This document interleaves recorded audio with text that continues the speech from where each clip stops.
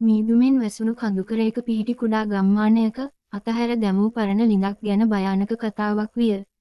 මේ ළිඳ අඳුරු ළිඳ ලෙස හැඳින්වුණු අතර ගම්මුන් විශ්වාස කළේ එහි කිසිවෙකු නොදන්නා අද්භූත බලවේගයක් සිරවී සිටින බවයි. වසර ගණනාවකට පෙර රංජිත් නම් තරුණයෙක් හිම ළිඳට වැටී අතුරුදහන් විය. එතැන් පටන් සඳ එළිය නැති රාත්‍රීවලදී ළිඳෙන් අමුතු කෙඳිරි ගෑම් සහ රංජිත්ගේ නම කියන හඬක් ඇසෙන බව ගම්මුන් පැවසූහ. එක් දිනක් මිතුරන් තිදෙනෙකු වන සුගත්, දිලීප් සහ කල්පන ගම්මානයට පැමිණියහ. ඔවුන් නාගරික තරුණයන් වූ අතර ගම්මුන්ගේ කතා විශ්වාස කළේ නැත.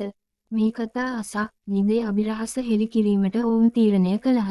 ගම්මුන්ගේ අනතුරු ඇඳුරීම් නොසලකා ඔවුන් අඳුරු ළිඳ සොයා කඳුකරයට ගියහ. ඔවුන් ළිඳ අසලට ළඟා වූ විට අමුතු නිශ්ශබ්දතාවයක් අවට පැතිරී තිබුණි. ළිඳේ මුඛය විශාල ගල්වලින් වසා තිබුණද ඒ අතරින් සීතල සුළඟක් ගලා ආවේය. කල්පන නිර්භීතම මිතුරා ළිඳේ ගල් ඉවත් කිරීමට උත්සාහ කළේය. සුගත් සහ දිලීප් බියෙන්වද ඔහුට උදව් කළහ. ගල් ඉවත් කළ පසු ළිඳේ ගැඹුර අඳුරෙන් වැසී තිබුණි. එය අතිශය ගැඹුරු බවක් පෙනුනි. හදිසියේම ඔවුන්ට ළිඳෙන් අමුතු ශබ්දයක් ඇසුණි. ඒ යමක් ජලයට වැටෙන හඬක් බඳු විය. ළිඳේ පතුලෙන් සීතලක් ඔවුන්ගේ සිරුරු හරහා ගලා ගියේය. මේක වැඩක් නැහැ, අපි යමු. සුගත් කීවේ බියෙන් වැහුලමිනි. නෑ, මම පහලට ගිහින් බලනවා මොකද වෙන්නේ කියලා කල්පන පැවසුවේය. ඔහු කඹයක් ගෙන ළිඳට බැසීමට සූදානම් විය. දිලීප් සහ සුගත් ඔහුව වැළැක්වීමට උත්සාහ කළද කල්පන ඔවුන්ගේ කතා ඇසුවේ නැත.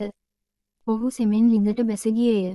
ළිඳේ බිත්ති තෙත් වූ අතර අඳුර තව තවත් තද විය.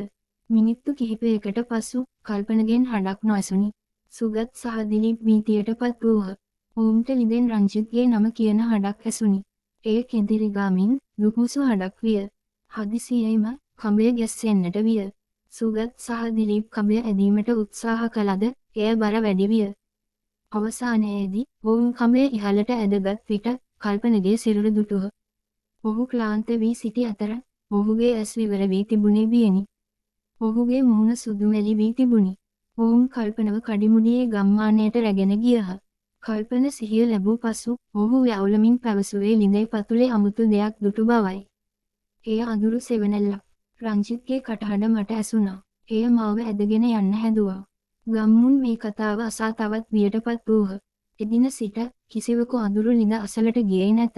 ළිඳේ සිරවී සිටින රංජිත්ගේ ආත්මය තවමත් සාමය සොයමින් සිටින බවත්, අඳුරු බලවේගය තවමත් ළිඳේ ගැඹුරේ සැඟවී සිටින බවත් ඔහු විශ්වාස කළහ. කල්පන, සුගත් සහ දිලීප්ට ඒ අත්දැකීම ජීවිත කාලයටම අමතක නොවනු ඇත.